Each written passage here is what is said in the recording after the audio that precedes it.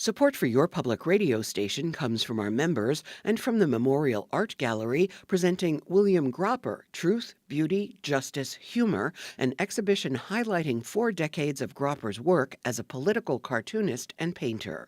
On view starting July 25th, more online at mag.rochester.edu. From WXXI News, this is Connections. I'm Racquel Stephen. Today, we're facing a pivotal moment for public media, both here at WXXI and nationwide. Just days ago, Congress gave final approval to a rescissions package that includes a full $1.1 billion cut in federal funding to the Corporation for Public Broadcasting over the next 2 years. The Senate passed it 51-48, and the House followed suit with a 216-213 vote. The package, now headed to President Trump for signature, also slashes nearly $8 billion in foreign aid. This is the first time federal support for NPR, PBS, and over 1,500 local public media stations has been eliminated since CPB was established in 1967.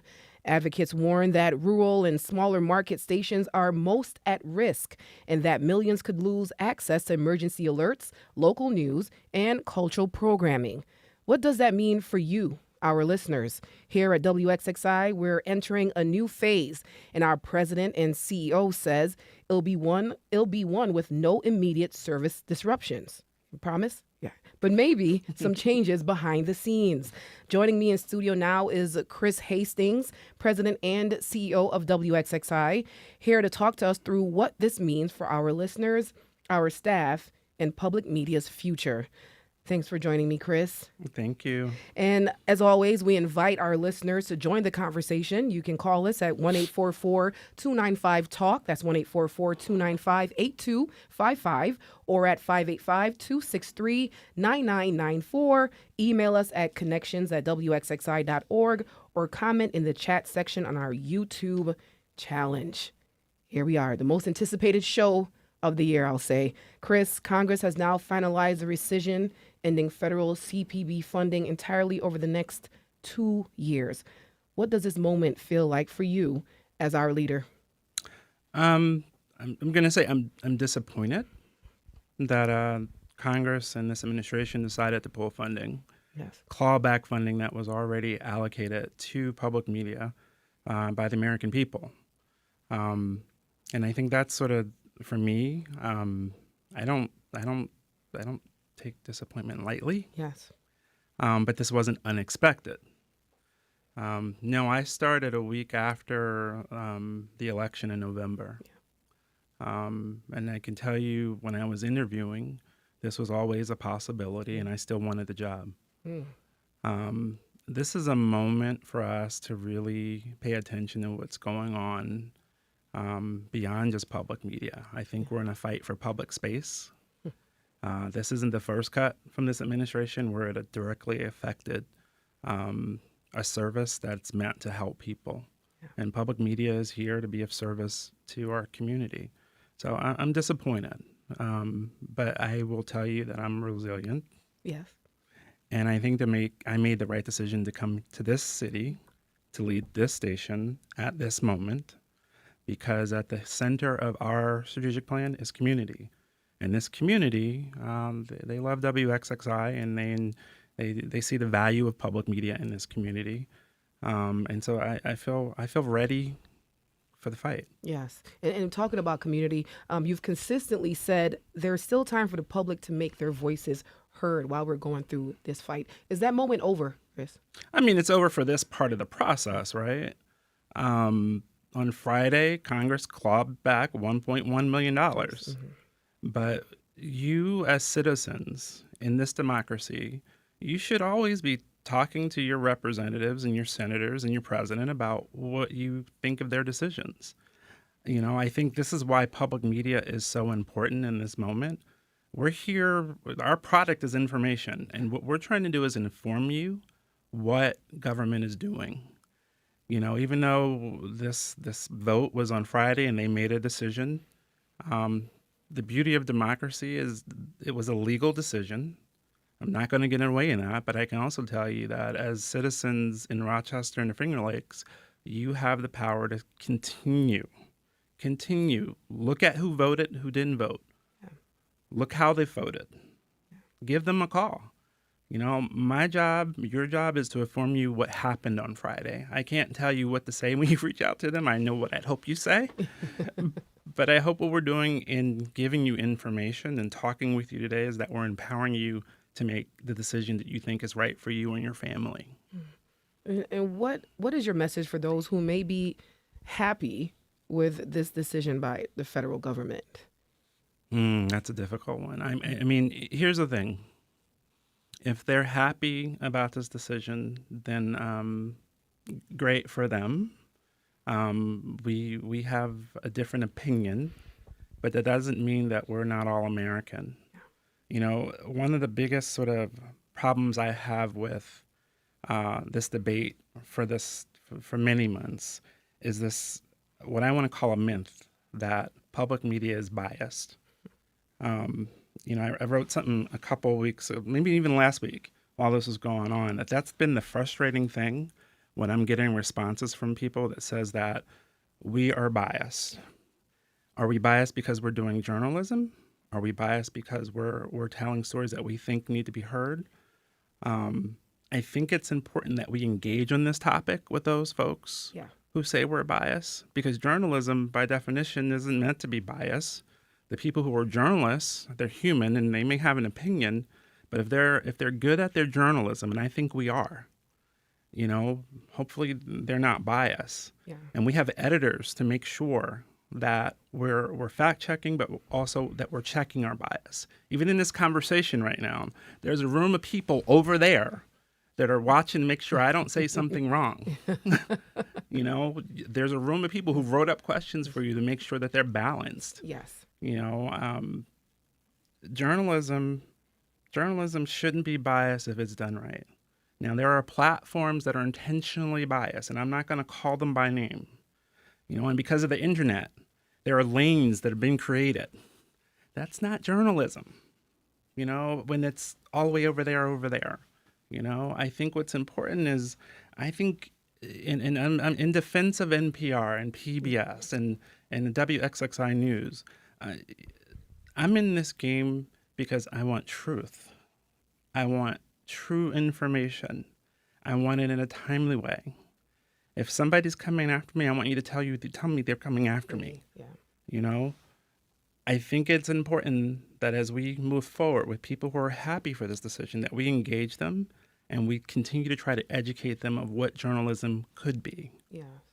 To educate them, so they're educating their kids so they know what journalism looks like on TikTok. Right? And there is good journalism on TikTok. There's good journalism on Instagram.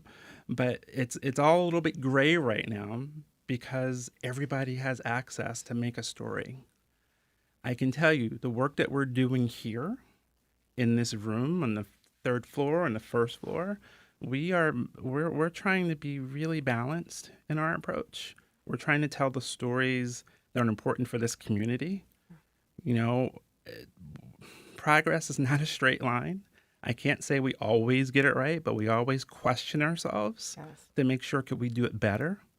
We're always looking for the other point of view. I know Evan has sat in his room many a time saying, I really want to hear from people who don't agree with this point of view. Mm-hmm. I hope that at WXXI we're a safe place, a public square for all opinions, even if you don't agree with them. I hope we're building a platform, and we're going to continue to build a platform for truth. Yes. Particularly in Rochester, because we need truth right now. There's a lot of people with opinions all over the place. And while opinions are our First Amendment right, we still need balance. We still need to be able to be centered in our approach. And I actually really do think we are. And I'm happy to have that conversation with anybody about what they feel. Yeah. Because I actually feel differently, but I think we can have a really good discourse on what journalism can be in America today. Now, I would say as a reporter, the WXXI brand, right? When I step into a room and I'm representing WXXI, there's a level of credibility there. There's a level of respect there that we get from the community because Good. of our journalism and the way we report the news. So I would have to definitely agree that what we do here is give that in-depth both sides in good journalism, great journalism. But you said listeners won't see the immediate changes. Can you walk us through what you're doing now to keep things running smoothly? The impact of this cut isn't immediate. We get a CPP grant every year, and we were supposed to get a new grant in October. Part of it, not all of it. Timing is one of the things that is giving us a little cushion. Yes. We had multiple pledge drives in the spring, and we kind of knew things were going that way, and so we have a little bit of a cushion. Last year, like when we talk fiscal years, June 30th ended a fiscal year, and we were pledging with the understanding that this might happen. So we got a little bit of a cushion and give it a couple months on our cash flow. I don't mean to use a bunch of business terms, but XXI, compared to other stations in the country, we have a little bit of a reserve. I've talked to you about the community. The community is in partner on WXI. This is a community station. Our largest source of revenue actually does not come from CBB. It actually comes from you all. Wow.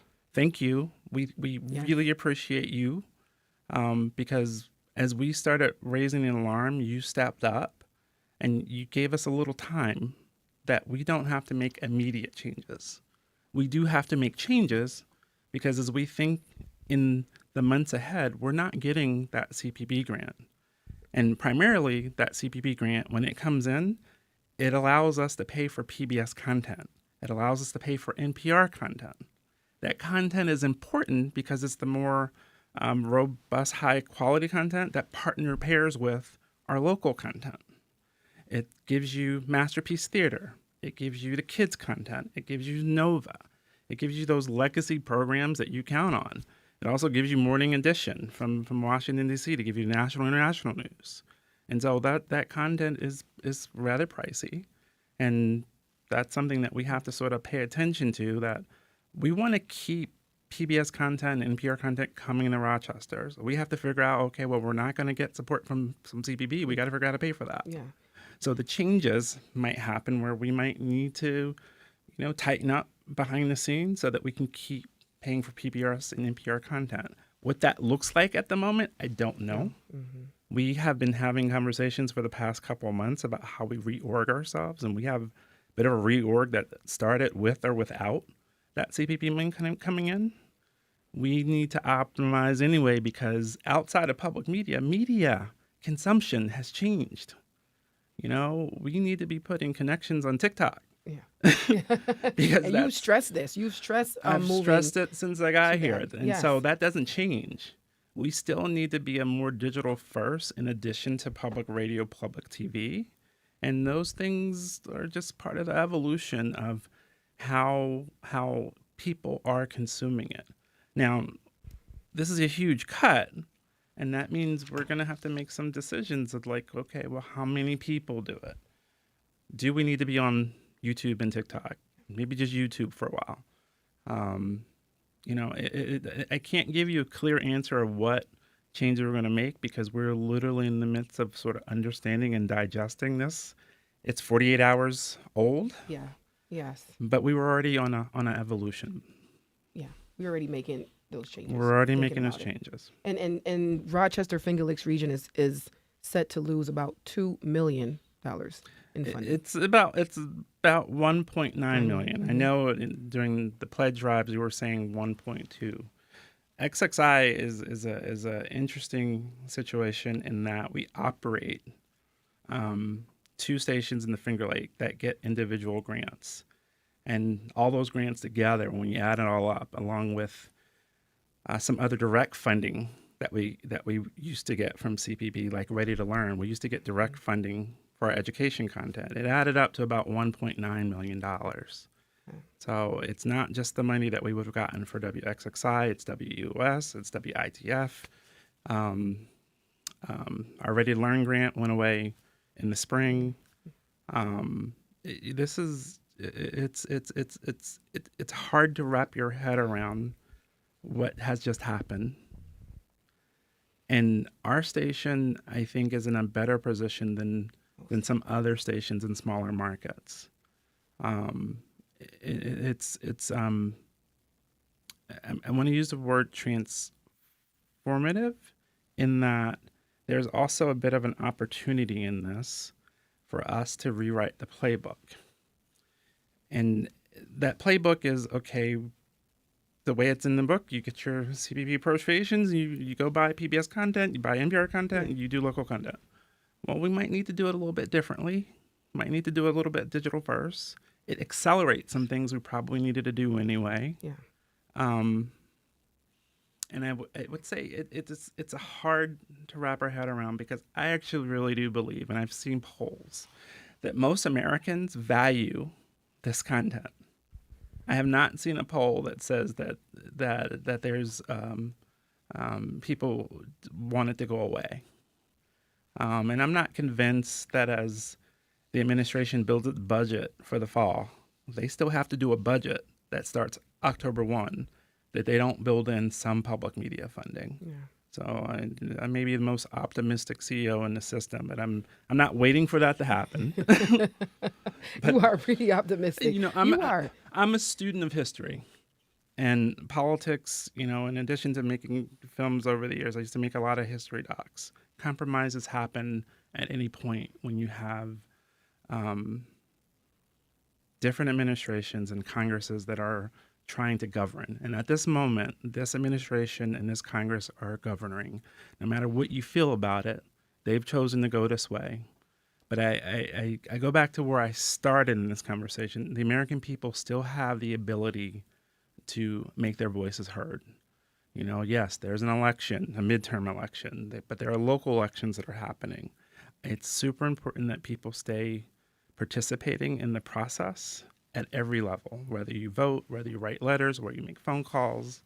It's super important that you let these people who are supposed to be representing us know what you really want.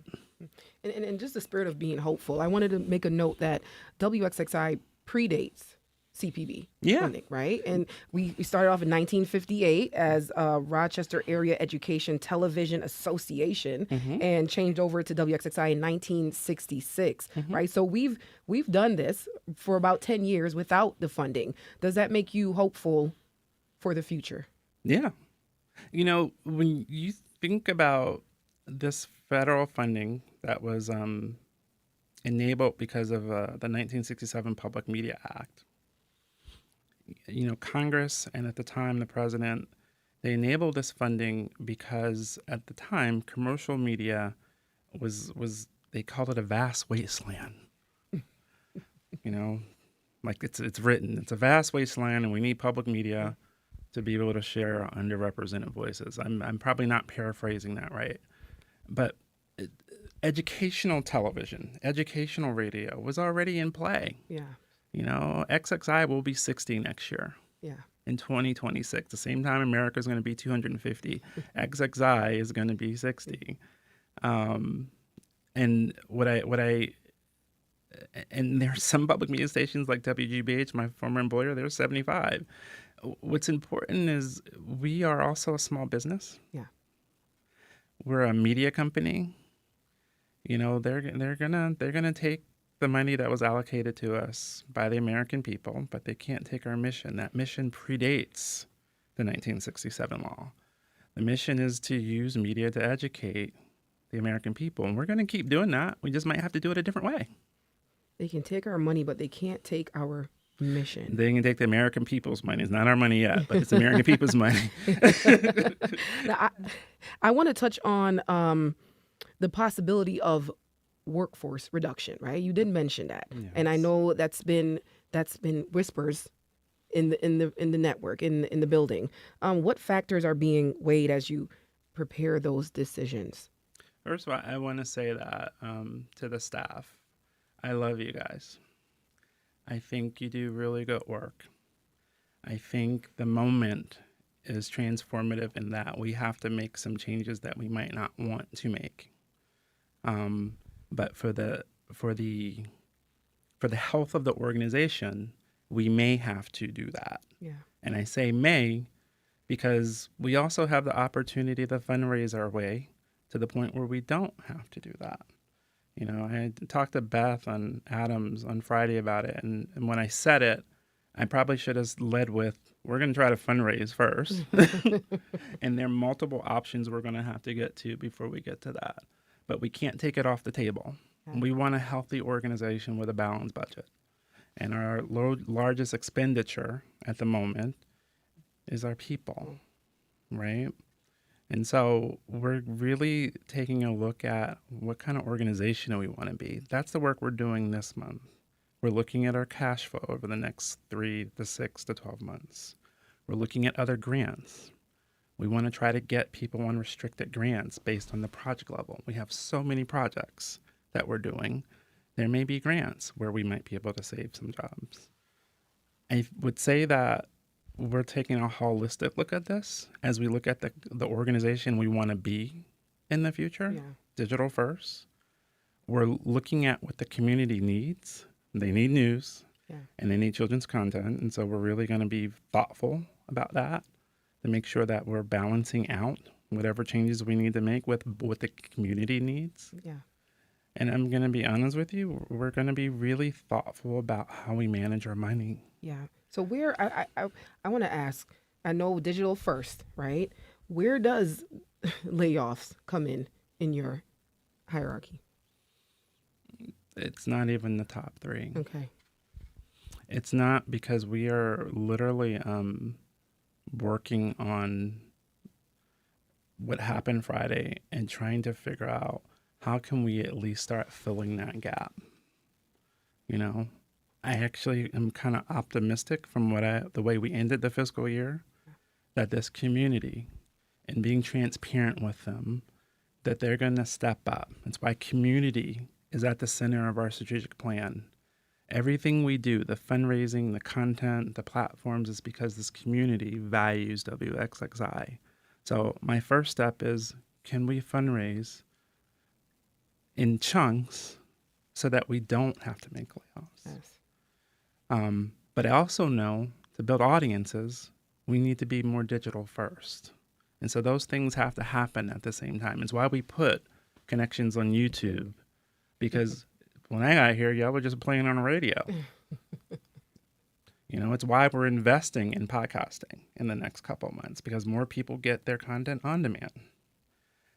What's important for me is that we try to right the ship of sustainability before we start talking about, oh, we're not sustainable, let's start laying people off. So I don't want to gaslight anybody, but that's not my first thing that we're going to do. The first thing we're going to do, and if you got my letter this morning, Yes. I need to fill in a $1.9 million gap. Can you help me? Yes. You know, and we are been having lots of conversations with community leaders. We've been having lots of conversation with funding partners.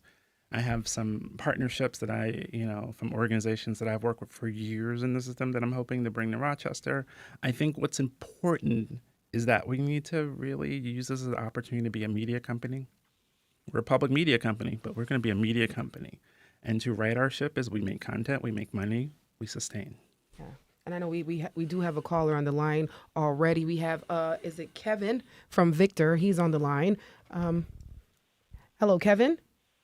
Hi. Hi, Kevin. Can you Yes. hear me okay? Yes, we can hear you Okay. great. So I know you have some comments for us. You can go right ahead.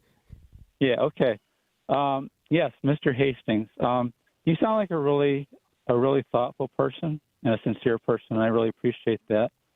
And I wish you success in this position. Thank But you.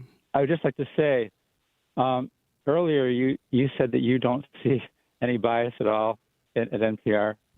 And I just have to really respectfully disagree with that. Okay. And NPR is wildly biased, and they have been for a long time. And just to use something that Uri Berliner said recently, he said, NPR really shot themselves in the foot because they allow themselves to be captured by the progressive fringe. He said they're not liberal. They're controlled by a progressive fringe. And I absolutely believe that to be true. And just to give you a couple examples, in NPR, there's a woman named Odette Youssef. She's like their extremism person, the extremism desk. Every piece that she's done that I've heard, which has been probably 25 pieces, has been about conservatives being extremists and dangerous. Not one about, let's say, Muslim extremists or Antifa or Black Lives Matter extremism. None of it. Mm-hmm. It's all conservative people. Another area is the abortion issue.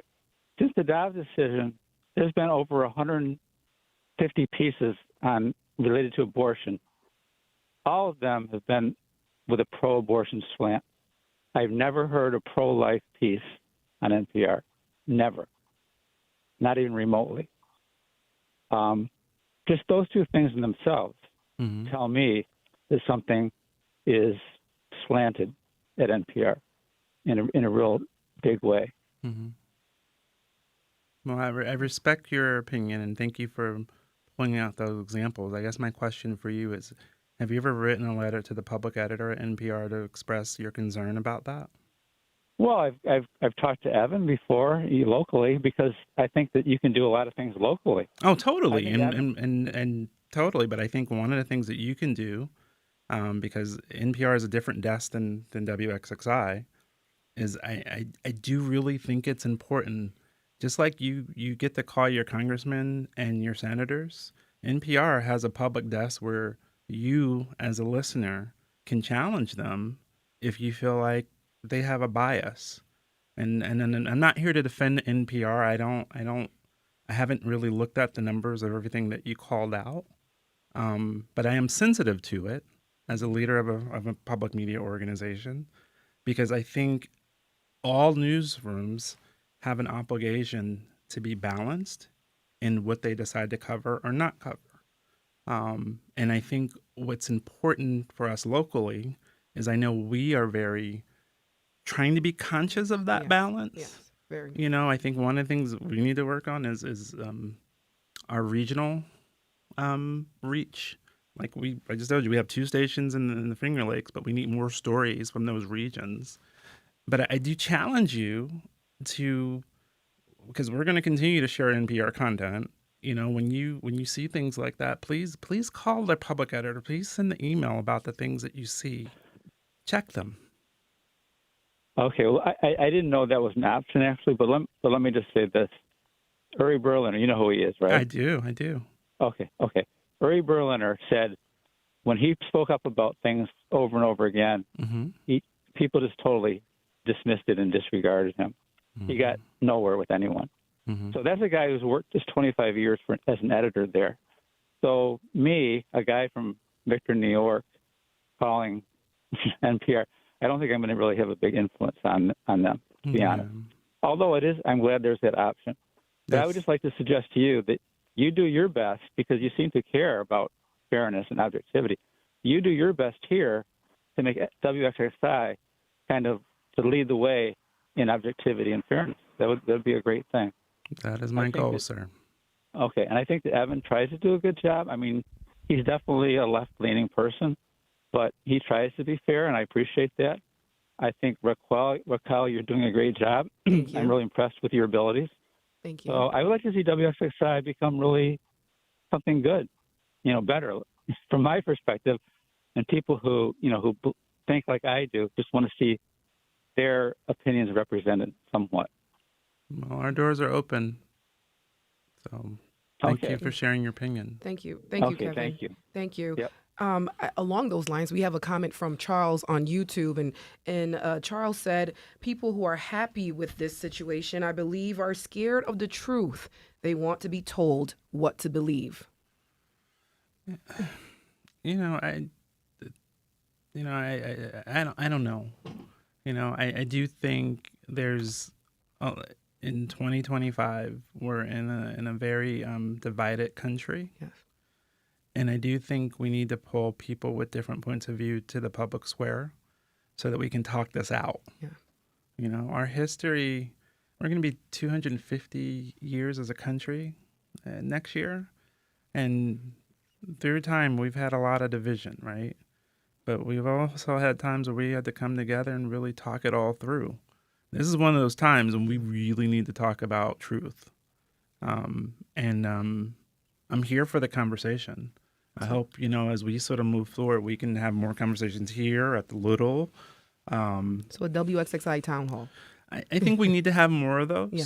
So that people from Victor and people from Rochester can get together and just like this is what it is. But what can we do together? Because we share this space. Yeah. This is shared space, right? And it's important that people who are feeling alienated, you know, not they at least they're heard, right? Carefully, without hurting people. And I just think we're in a moment right now where division is tearing us apart, and we need to use this public space as a way to bring us together. Yeah. That's our CEO of WXXI News, CEO and President Chris Hastings.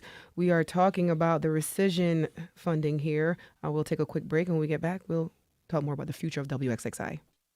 Support for your public radio station comes from our members and from Bob Johnson Auto Group, proud supporter of Connections with Evan Dawson. Believing an informed public makes for a stronger community. BobJohnsonAutoGroup.com. And welcome back. You're listening to Connections from WXXI. I'm Racquel Stephen. And today we're talking about the rescission with our guest, Chris Hastings, the president and CEO of WXXI. And if you'd like to join in on our conversation, you can call us at 1-844-295-TALK. That's 1-844-295-8255. Or at 585-263-9994. Email us at connections@wxxi.org. Or you can just leave a comment in our YouTube chat.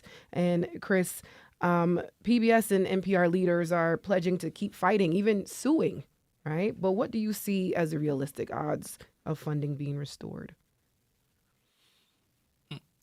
I think PBS is loved by the vast majority of Americans. I think this president and this Congress, I think they're listening.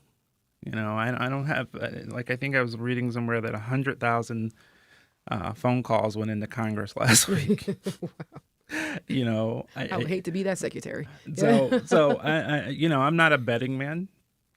I don't play the numbers. But I do think there's a good chance in the next few weeks, because they do have to do a full budget for FY26 starting October 1. There's a chance. Am I waiting for that to happen? No. And I applaud PBS and NPR for continuing to fight. I'm saddened that if no funding does come into the system, that the Corporation for Public Broadcasting, you know, will shut down after October. Yeah. And there's some really good people there doing really good work. And I think everybody should keep fighting this. Whatever the battle was on Friday we lost, that was a battle. And there's a virtual war for public space that's underway. And I know you've stressed digital first, right? I know digital is where we're going. The smile on your face is beaming when you hear the word digital. Whenever you're upset with me, I'm just going to say digital, and we're going to be fine. Well, because when you wake up in the morning, what's the first thing you do? You pick up your phone and you go to digital. Yes. You know, I think it's important that as a media organization, you know, not to say that TV and radio aren't important. We're going to always do TV and radio because it's free and over the air. But the vast majority of the audiences, the potential audiences, are on YouTube. They're on Instagram. They're on TikTok. You know, they're in text messages. Yeah.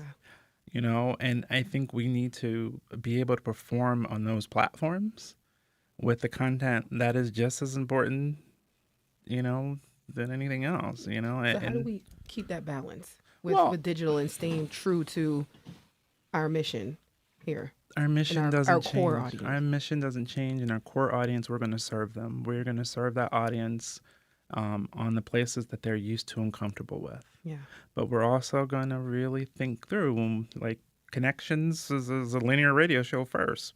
What did we do? We added a YouTube layer. What do? We make shorts from that. We need to do that with everything that we do. Classical music, the AAA music, events at the Little should be also in Zoom. We have to really think digital first when we think about a show. Podcasting, all this reporting that we're doing, it needs to be ready on demand as an audio file because that's how people are used to getting it on their iPhones and on their Androids.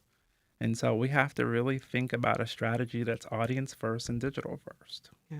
I know we have a few callers, a lot of callers, a lot of engagement here. I know our audience are concerned and they love us and they're passionate about this topic. And I have David from Auburn, I believe, is on the line here. Is this David? Yes, it is. Hi, David. Yes. You want to make a comment or you have any questions for our president and CEO? I do, because I think communications of the most important topics facing civilization is really important. Yes. I mean, we obviously have the nuclear threat that's been hanging around for a long time. And now we've got awareness that global warming is coming our way, creeping our way. And most people don't begin to understand how significant that is. And that's why it's so important to overemphasize these any conservatives. Conservatives are denying that there's any change in global climate at all. It's absolutely insane. It's a big lie. And to oppose that, you have to say the truth over and over and over and over again and explain it from many positions of many people who've had experiences. I don't know if you've ever experienced 111-degree temperatures, but I did when I was in Arizona in dry heat. It's unbelievable how hot 110 is. And I can't imagine 115 or 120, which is some places. So that would make people real believers. And if you had concerns about this and presented these climate or civilization changing issues, that's what's really important. Thanks. Thank you. Thank you, David. I guess David is attesting to the fact that public media, right, keeps us informed and alerted and aware. Mm-hmm. Mm-hmm. I mean, it's one of those things you can take climate change and use as an example. Things are changing and we need to talk about it. Yeah. Where do you talk about it? Where can you have extended conversations about your fear for what's happening to the climate? I think only public media.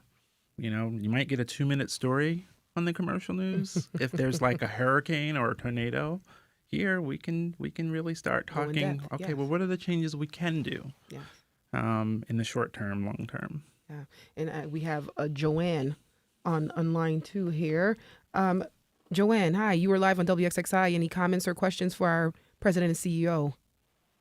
Yes, hi. I'm a monthly sustainer, so Thank you. I listen and watch frequently. But I wanted to just comment on the one caller who was talking about the slant he feels that is obvious on NPR. And I agree with him that he said he thinks that Evan and the cast or the staff of Connections is trying really hard to present a lot of different opinions. And I wanted to give him an example that I've noticed as far as local programming. Evan and his staff have invited a lot of different politicians, candidates running for office to the show. And I've noticed, as an example of conservative,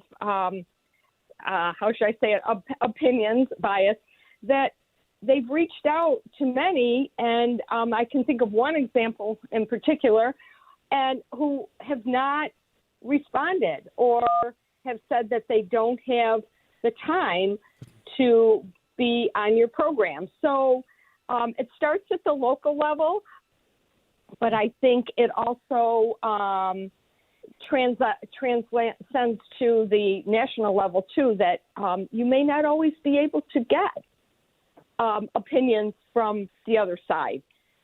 at both levels. So that's all I needed to say. You do a great job, and that's my 2 cents for the day. Thank you, Joanne. Well, I can tell you, we're gonna keep trying. Yeah. You know, there's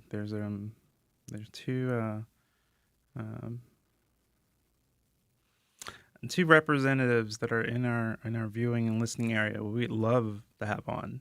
I'm not going to mention their names, but it's one of those things that I think we need to keep reaching out.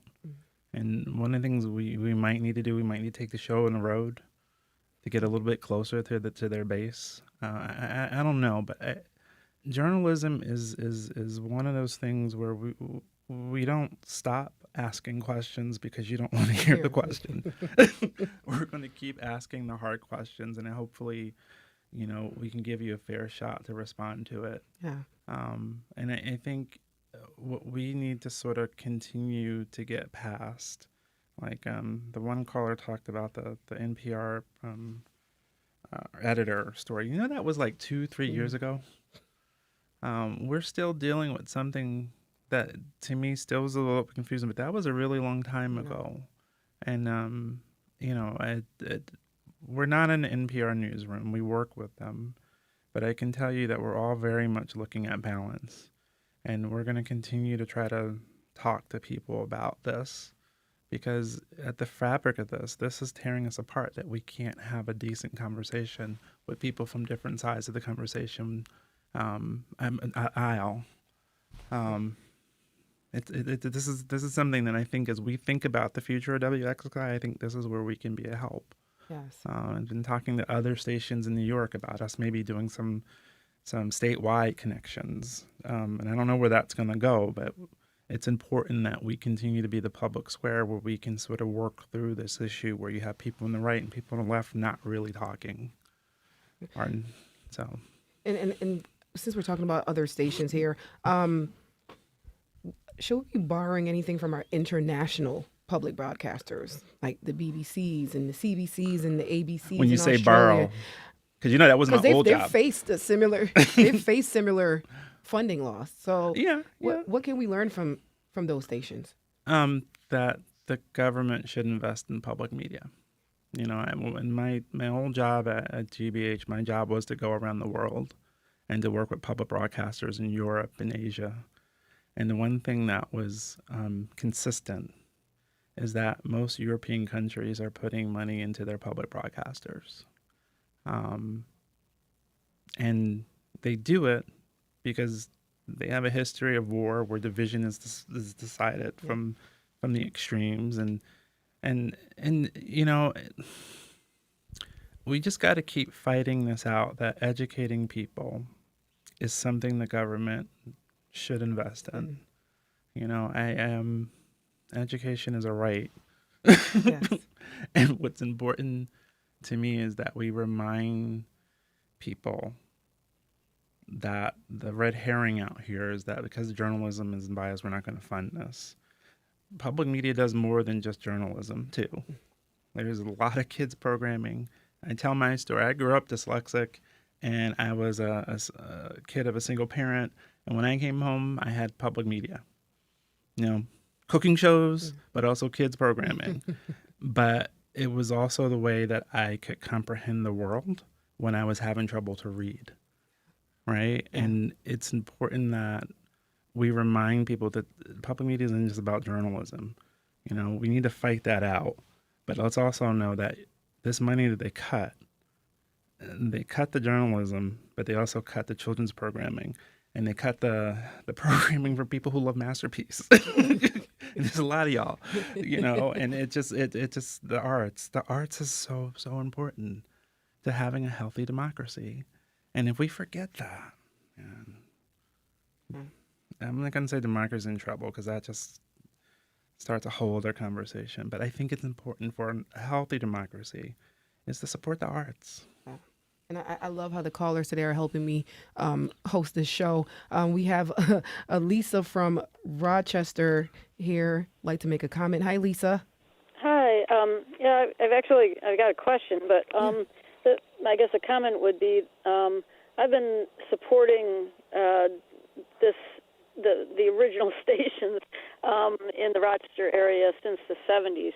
And the thing that, of the many factors that caused me to support it, that they do a more extensive discussion of issues is the primary value, because it helps people think out considerations for their community and for this nation.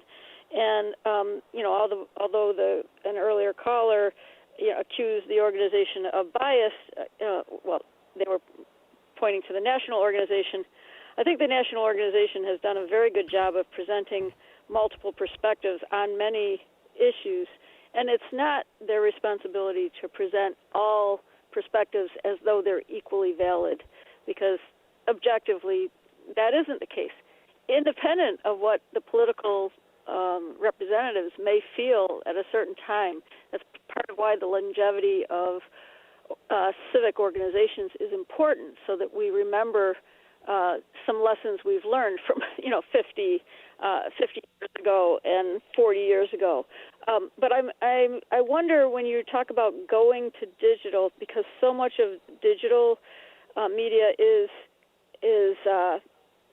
framed on a short-term attention span, how will you balance continuing the incredible work that locally has been done on long-form journalism and opportunities for discussion of multiple perspectives, not splitting things into left and right? When you go digital, when much of that is kind of clickbait-ish in how people connect with it and what they look for when they consume it.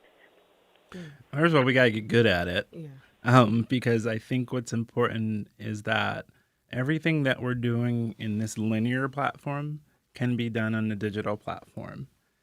Everything that's on the digital platform actually gives us a little bit more flexibility of how we present different points of view.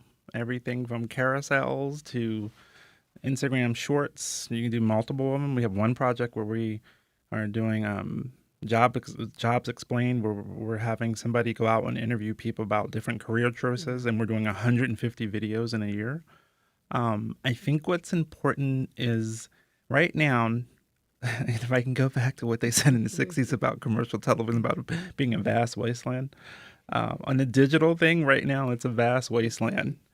But my hope and my big vision is that we can make digital not such a vast wasteland of opinions, and really use digital in the same way, transform digital in the same way we transform television and radio. Yeah. Put things out there that people really need to have. Yeah. And there's a way to draw people back to our website, which gives us in-depth reporting. Totally. Now, I want to get to our last caller here. Sure. Before we run out of time. Hello, caller. You're live on WXXI. Virginia. Hi, Virginia. Yes. Hi. I'm really enjoying watching and listening to your show. And actually, I like that it's digital, that I can see you. It's just so nice to see the people that I'm listening to. And I think that if you avoid being clickbait, people who want to see you they'll tune in either on the radio or on another format. But I wanted to say, and it is as far as the issue of balance, I was recalling when the gentleman said, well, I guess he was talking about NPR, but on WXXI, I remember an occasion not long ago when I called in to a program that, now I can't say that it wasn't pro-abortion, but it was supportive of people making their own choice, which would be where I land. I'm not like, oh, yippee, everybody go out and get an abortion, but certainly people who are in situations where that is a solution for them, it is their choice, their values, and they should be allowed to make that choice. Nobody's hopefully making anybody get an abortion. But I've noticed another thing about NPR, and that is while they may frequently be more left.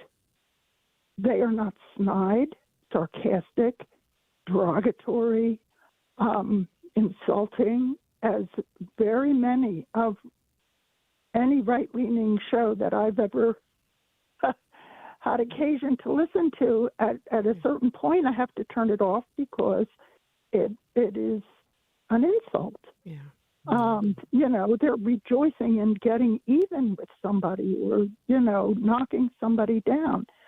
And I don't see that in NPR. So, okay. Thank you, Virginia. Thank you so much for your comment. Okay, thank you. Thank you. Bye-bye. I want to say this as we wrap up. I want to ask you, what does a thriving public media system look like to you in 5 to 10 years? Where will we be? Digital first. We should get shirts made. Digital first, WXXI. Representative of your local communities. Every station has a unique footprint. And I think if we are a mirror to people who want to stay informed, then we're doing the best job we can. Yeah. All right. Well, thank you so much. Chris Hastings, our president and CEO of WXXI News. Thank you to our listeners for tuning in, and we'll have more in the discussion as the weeks and the months pass. All right? Thank you.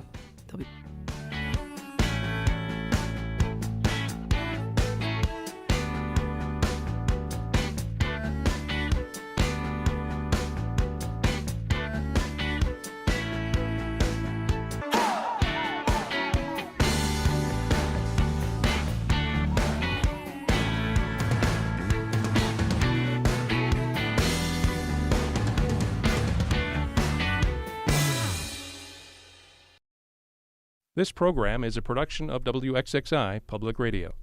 The views expressed do not necessarily represent those of this station, its staff, management, or underwriters. The broadcast is meant for the private use of our audience. Any rebroadcast or use in another medium without expressed written consent of WXXI is strictly prohibited. Connections with Evan Dawson is available as a podcast. Just click on the Connections link at WXXInews.org.